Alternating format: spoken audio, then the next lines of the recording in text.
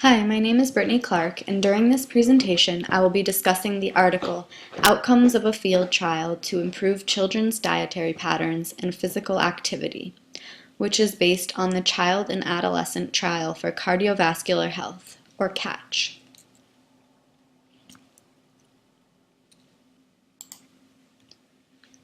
During the presentation, I will discuss the background info regarding cardiovascular disease in children and the purpose of the study.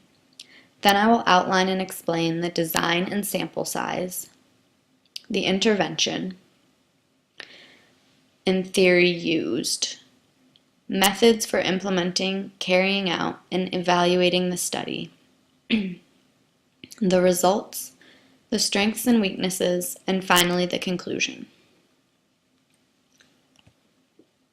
The reason cardiovascular disease is such a popular research topic is because it's the most common cause of death in the United States and most other developed countries, and it is, for the most part, attributed to lifestyle choices such as cigarette smoking, sedentary behavior, overeating, and a high intake of saturated fat and sodium, all of which are voluntary behaviors. This particular study emphasizes the importance of intervening at a young age because if the behaviors, like the ones I just mentioned, aren't ever developed, the risk for cardiovascular disease is greatly reduced. The CATCH study was designed based on 1980s cardiovascular disease prevention research and was a multi-component behavioral health intervention.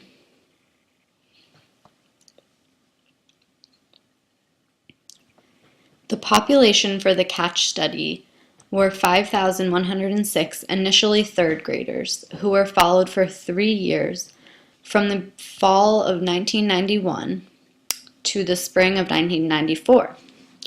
The students were from 96 public elementary schools in 12 districts who agreed to provide a blood sample at the beginning of the study, which will be referred to throughout my presentation as the baseline. The schools were chosen based on their distance from the 4 study centers, ethnic diversity, their food service potential for intervention,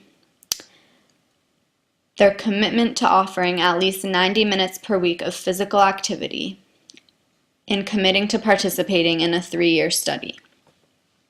The 4 study centers were the University of California at San Diego, the University of Minnesota, Minneapolis, the University of Texas at Houston, and Tulane University School of Public Health and Tropical Medicine. As you can see, these are all spread out throughout the country, so we know we're getting a good representation of all of the population of the United States.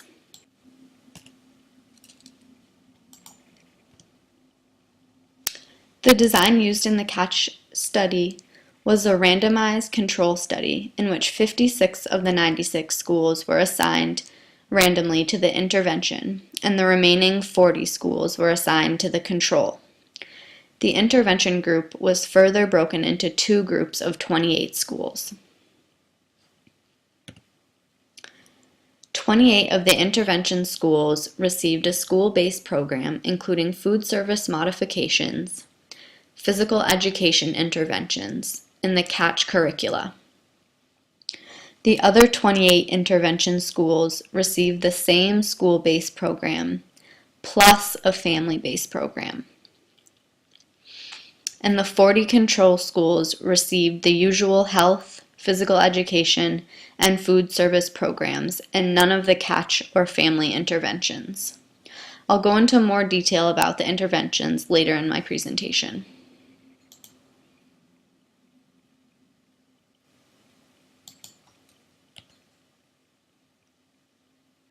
The behavioral theory used in this intervention was the social cognitive theory, which states that behavior is influenced by thoughts, behaviors, and expectations, and it is shaped by social environment.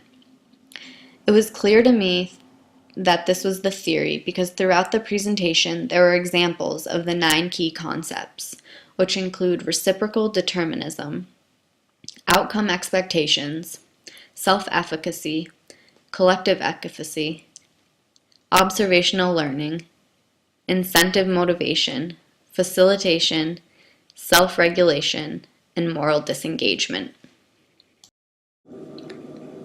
The first key concept that I want to discuss is reciprocal determinism, which is illustrated below.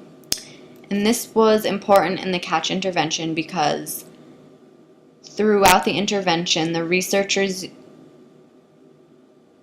used school environment and home environment to change the behavior of each of the students. The catch intervention also utilizes observational learning by teaching new behaviors in the classroom and home settings through various techniques like lessons and take-home packets. Another key concept that was really important was facilitation, because it was used on multiple different levels.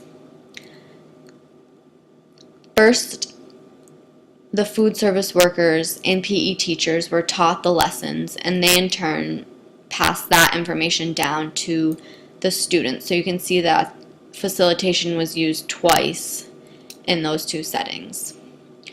And the last concept that I want to discuss is self-efficacy, which was monitored through administering the health behavior questionnaire for both physical activity and healthful eating.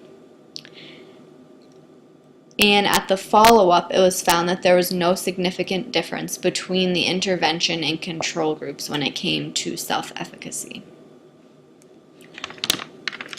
Other than that one key concept, self-efficacy, the social cognitive theory was successful and useful in changing the behaviors among the students in the catch intervention. Before the groups were randomly assigned, each of the participants provided a blood sample, which was referred to as the baseline. And measurements of school and student level outcomes were made at the beginning of the third grade, which happened in the fall of 1991. And then they were also measured at the end of the study, which took place at the end of fifth grade, which was in the spring of 1994. The 56 schools that were randomly assigned to the catch interventions received school-based interventions, which included food service, physical education, and classroom curricula.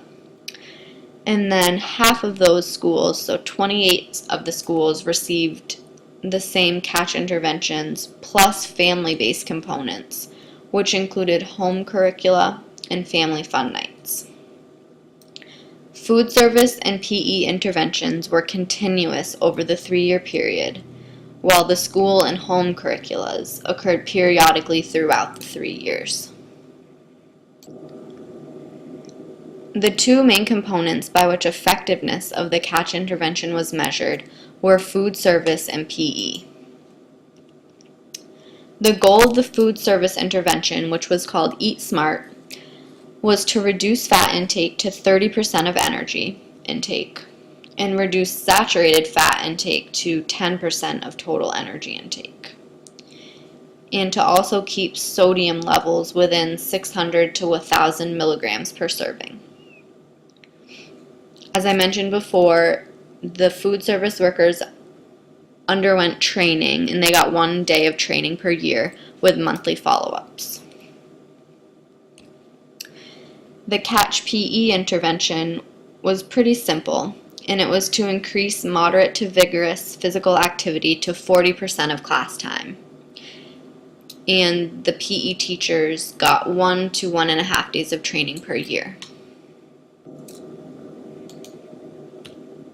When it came to the classroom curricula, each year the students received a series of lessons that constituted the classroom curricula.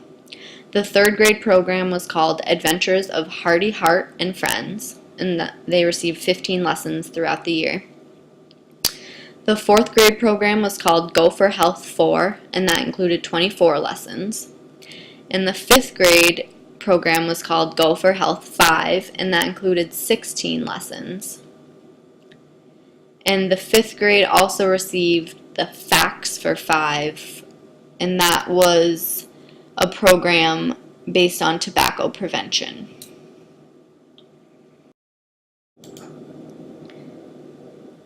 During the 3-year study, for the 28 schools that received the Catch intervention and the family-based curriculum, received a series of 19 packets that were sent home to complement the classroom activities, and they all required adult participation.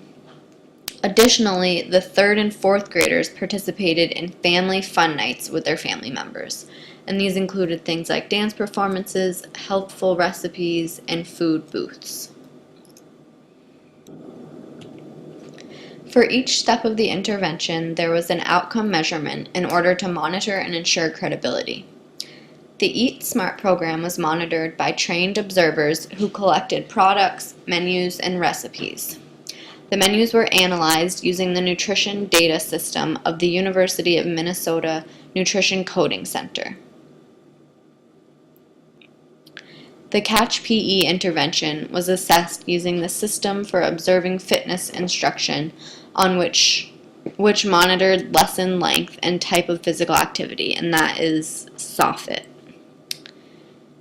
To evaluate overall effectiveness, students were given the Health Behavior Questionnaire at baseline in the spring of grades 3 and 4, and again at follow-up. The Health Behavior Questionnaire evaluated things like diet, exercise, and smoking habits. In 5th grade, the students were given the Self-Administered Physical Activity Checklist, or SAPIC, to assess physical activity, TV time, and video games. Several physiological measures were taken at baseline and at the 5th grade follow-up, including cholesterol levels, blood pressure, pulse rate, tricep and subscapular skin folds, and height and weight.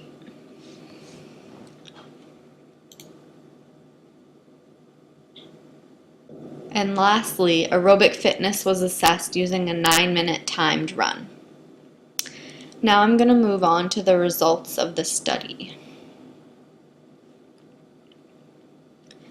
Of the 5,106 initial 3rd graders who were enrolled, 4,019 completed the lipid assessment at baseline, so that was when they took their blood before they were randomly assigned to each of the groups. And at follow-up, those students were considered the cohort. Final participation was 79% of the first 5,106 students. Although some of the students moved during the study, researchers were able to track them if they only moved to within a 100-mile radius. Participation was high among school employees, with 86% of school food service workers and 94% of PE teachers being involved. And more than 88% of the curriculum sessions were completed, and 70% of families participated in the home curriculum. As you can see from Table 2 from the article, the results of the intervention schools improved significantly from baseline to follow-up, compared with the control groups. The total fat in the meals was reduced from 38.7% to 31.9% compared with the control. And the control group was reduced from 38.9 to 36.2.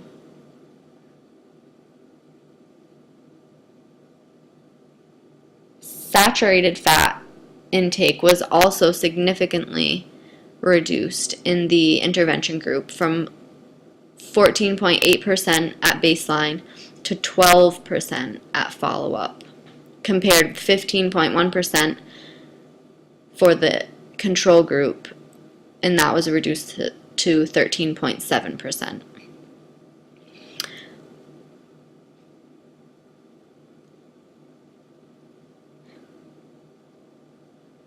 As we can see from this chart also, unfortunately, the sodium intake did not decrease in either of the groups. It actually increased. However, this did result in increase in potassium in both the intervention and control groups. When it came to the results for the Catch PE intervention, we can see from the chart on the right that the time spent in PE class, the overall time, didn't increase significantly in either the control or the intervention groups. However, what we were really looking for in this was the increase in energy expenditure and the increase in percent of the lessons spent on moderate to vigorous or vigorous activity. So we can see from the chart on the right that the energy expenditure increased in the intervention group from 9.2% at baseline to 10.3%. In the control group, it was 9.1 at baseline, and it only increased to 9.6. We can also see from this chart on the left that the percent of the lesson time spent on moderate to vigorous activity, this is the line for the control group. And you can see that the percent of the lesson spent in moderate to vigorous activity in the intervention group was significantly higher. And same with the vigorous activity. You can see that the intervention group was significantly higher than the control group.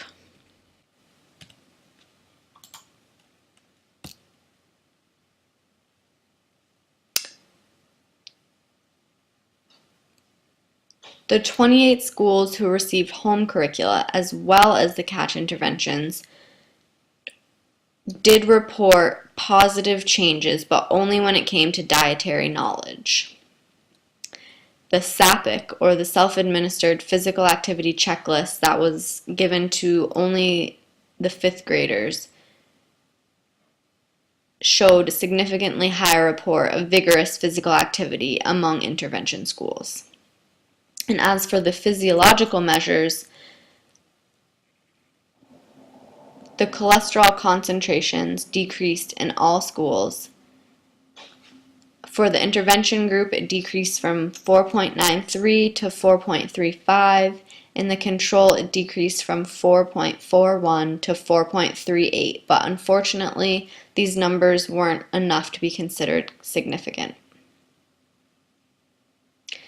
And as for the other physiological measures of body size, including the weight, the BMI, and the height, were not significantly different among all of the groups. Overall, the Catch trial was successful, and to date, it is the largest and most rigorous school-based health promotion trial. Personally, I see this as a major strength because they were able to reach out to so many students and instill healthful behaviors that will hopefully last for a lifetime in over 4,000 young students. Another success was that they were able to meet 2 out of 3 of their goals, lowering fat and saturated fat, as well as increasing vigorous physical activity. Well, this is my personal opinion. I do think that many would agree that the greatest achievement is the impact that this study had on all that were involved, and this included the teachers and the students and parents, and that it will continue to impact their decisions and their lives forever. Along with the strengths, there were a few weaknesses or limitations described in the study. One being that they didn't meet all of their goals and that there wasn't a significant reduction in cholesterol or sodium intake. And in the limitations in the study, these were categorized as the statistical power. Another weakness that was described in the study was that only 60.4% of the population of the 96 schools agreed to participate initially, despite multiple efforts to increase that rate. So out of the initial 5,106 students, only 4,019 participated, so that's where that 60.4% comes from. And the last weakness that I want to discuss was the lack of time and resources due to the fact that it was a public school. It is widely known that public school budgets often don't allow for such extravagant interventions and that there isn't a lot of extra time for things like classroom curricula or extra PE time. But in this case of the catch intervention, a positive spin on that is that the study does prove that significant interventions can be implemented without substantial new resources and time.